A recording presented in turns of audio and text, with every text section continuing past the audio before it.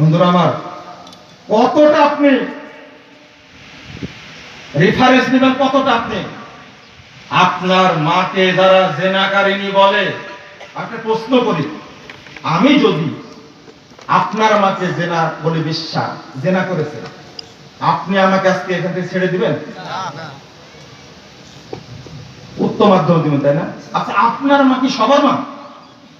হ্যাঁ, আপনার ভাই বোনের মা।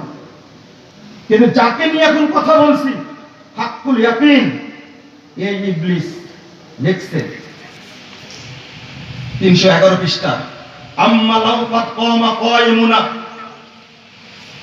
এই ইবলিস লিখছে, আমাদের খেলাফত যেদিন প্রতিষ্ঠিত হবে, অর্থাৎ মক্কা মদিনা যেদিন দখল করবে আমাদের খলিফা, লাকাদ রুদ্দাত ইলাইহিল হুমায়রা।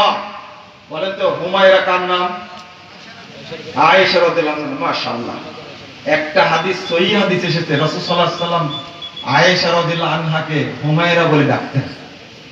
এই ইবলিস গুলো এই কথাটা উল্লেখ করেছেন, লাকাদ রুদ্দাত ইলাইহি হুমায়রা। হুমায়রাকে কবর থেকে উঠানো হবে, হাত্তা ইউজলিদা আল হাদ, তার উপরে জিনার হদ জারি করা হবে।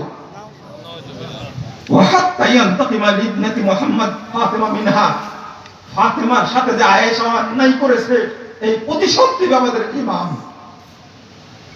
সমস্ত পৃথিবীর সমস্ত সাহাবীর মা, সমস্ত তাবেঈর মা, সমস্ত তাবে তাবেঈর মা, সমস্ত মুহাদ্দিস উলামা কেরামের মা, সমস্ত ইমামগণের মা, সমস্ত মুসলিম নরনারীর মা আয়েশা রাদিয়াল্লাহু আনহাকে যারা বেশ্যা বলে, তারা চাই মক্কা মদিনা দখল করে মা আয়েশার লাশ তুলে তারা তাকে রজম করে